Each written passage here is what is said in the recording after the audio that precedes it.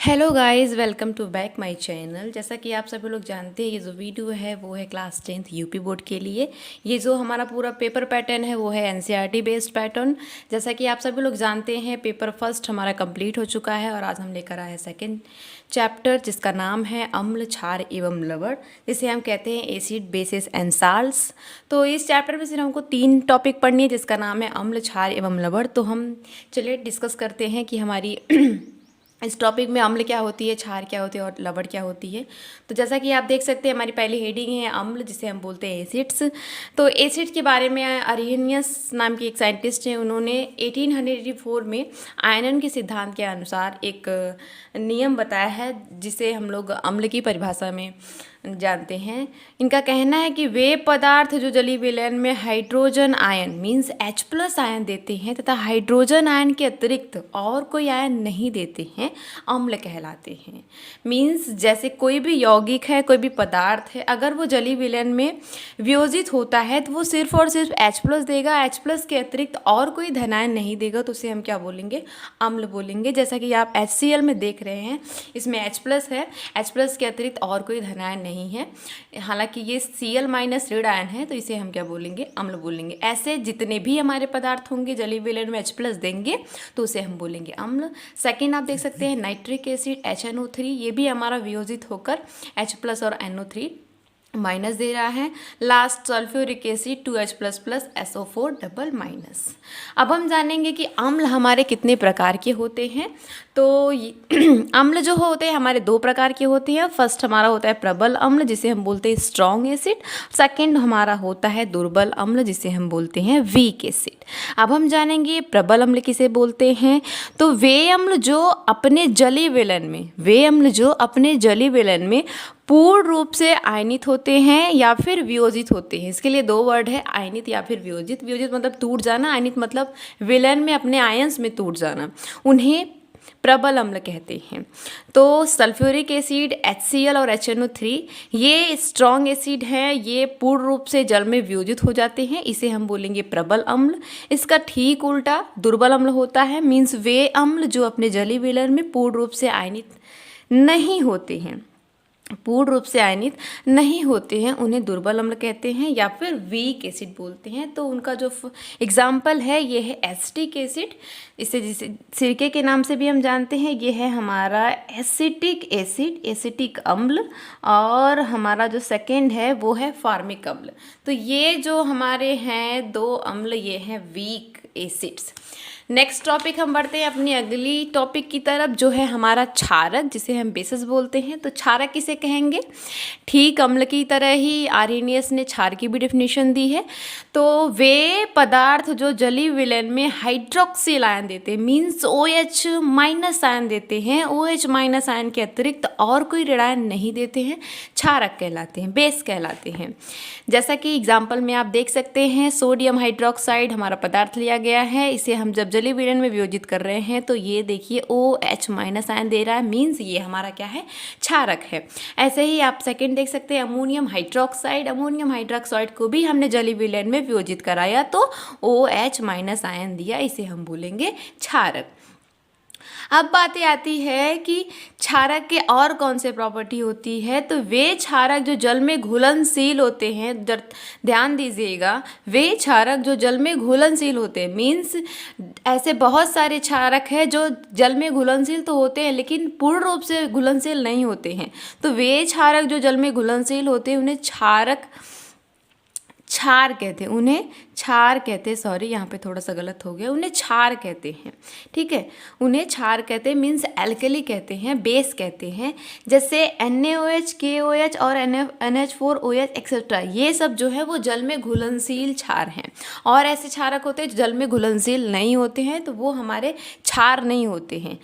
तो इसके लिए की पॉइंट क्या है, की पॉइंट ये है कि सभी क्षार क्षारक होते हैं पर सभी क्षारक क्षार नहीं होते हैं, मीन्स सभी क्षार क्षारक होते हैं। पहले ही आपको बता दिया है कि क्षारक की डिफिनीशन क्या है, कि वे पदार्थ जो जलीय विलयन में OH- आयन देते हैं, मीन्स क्षार से ही क्षारक बना है, ठीक है। सभी क्षार क्षारक होते हैं, लेकिन सभी क्षारक क्षार नहीं होते, क्योंकि कुछ क्षारक ऐसे होते हैं जो जलीय विलयन में वियोजित नहीं होते हैं, मीन्स जो घुलनशील नहीं होते हैं। तो ये आपका की पॉइंट है, इसको याद रखिएगा, it's a very most important की पॉइंट। नेक्स्ट है क्षारक के प्रकार, मीन्स टाइप्स ऑफ बेसिस। कितने प्रकार के होते हैं? जैसे अम्ल में 2 टाइप था, ऐसे ठीक हमारा क्षारक में भी 2 टाइप है, जिसमें पहला है प्रबल, दूसरा है दुर्बल। तो प्रबल को हम बोलेंगे स्ट्रॉन्ग बेस, दुर्बल को हम बोलेंगे वीक बेस। प्रबल क्षारक किसे कहेंगे? वे क्षारक जो जलीय विलयन में पूर्ण रूप से आयनित होते हैं, ठीक है। वे क्षारक जो जलीय विलयन में पूर्ण रूप से आयनित होते हैं, मीन्स 100% अगर मेरा पदार्थ है तो जलीय विलयन में टूट जाएगा, तो उसे बोलेंगे प्रबल क्षारक। जैसे NaOH और KOH, जैसा कि आपने क्षार में देखा है, ये क्या है? जल में वियोजित हैं, तो ये हमारे क्या है? ये हमारे प्रबल क्षारक है। एक तरीके से हम कह सकते हैं ये हमारे क्षार भी हैं। और दुर्बल क्षारक हम किसे कहेंगे? वीक बेस किसे कहेंगे? वे क्षारक जो जलीय विलयन में पूर्ण रूप से आयनित नहीं होते हैं, उन्हें दुर्बल क्षारक कहते हैं। जैसे हमारा अमोनियम हाइड्रोक्साइड हमारा जल में पूर्ण रूप से वियोजित नहीं होता है। नेक्स्ट हमारा जो टॉपिक है वो है अम्ल क्षार सूचक।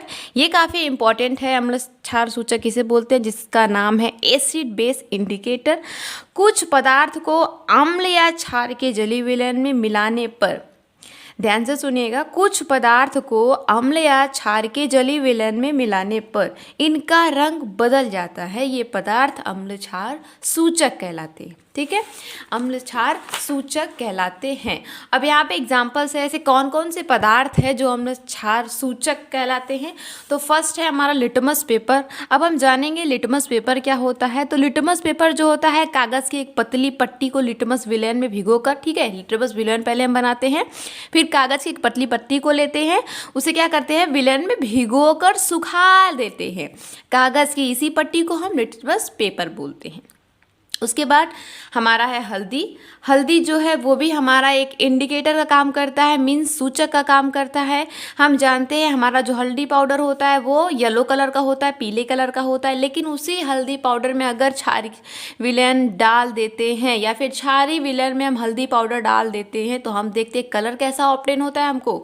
रेड कलर का, मीन्स लाल कलर का हमको कलर ऑब्टेन होता है।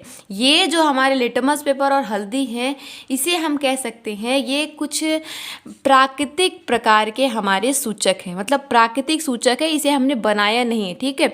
लेकिन अगर बातें करें कि कुछ ऐसे भी सूचक है जो संश्लेषित सूचक होते हैं, जो हम अपनी तरफ से बनाए हैं, उसका नाम है मिथाइल ऑरेंज। एक है हमारा मिथाइल ऑरेंज और एक है हमारा फिनोप्थलीन सूचक।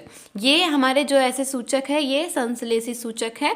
मिथाइल ऑरेंज जो हमारा प्योर फॉर्म में, मतलब उदासीन फॉर्म में होता है, तो वो नारंगी कलर का होता है। उसके बाद अगर मिथाइल ऑरेंज को अम्लीय विलयन में डालते हैं तो लाल कलर का होता है। ये की पॉइंट है, याद रखिए, एग्जाम में बहुत पूछा जाता है, कॉम्पिटेटिव लेवल एग्जाम में बहुत तेज। तो मिथाइल ऑरेंज जो हमारा होता है अम्लीय विलयन में वो लाल रंग शो करता है। उसके बाद जो हमारा मिथाइल ऑरेंज क्षारकीय विलयन में है वो पीला रंग शो करेगा, ठीक है। इसी प्रकार से हमारा फिनोप्थलीन जो संश्लेषित सूचक है वो भी उदासीन है, तो रंगहीन, मतलब उसका कोई कलर नहीं रहता है। फिर उसके बाद जैसे ही फिनोप्थलीन में हम अम्लीय विलयन डालते हैं फिर भी वो कलर कैसा शो करता है? रंगहीन कलर शो करता है, मीन्स फिर भी उसमें कोई कलर नहीं शो होता है। लेकिन अगर क्षारीय विलयन में हम क्षारकीय विलयन में से डालेंगे तो उसका कलर गुलाबी हो जाता है, जिससे हमें पता चल जाता है कि फिनोप्थलीन हमारा क्या है? एक प्रकार का सूचक है। तो आज के लिए सिर्फ इतना ही, आज टॉपिक को यहीं पे एंड करते हैं। तो मिलते हैं अगले लेक्चर में, अगला नया वीडियो लेकर आएंगे इस चैप्टर का। इसके लिए आप वेट करिए and please like and subscribe my channel and click the bell icon button. और अगर आपको कुछ और डाउट हो तो आप प्लीज़ मुझे फीडबैक दीजिए। आज के लिए सिर्फ इतना ही। Thank you.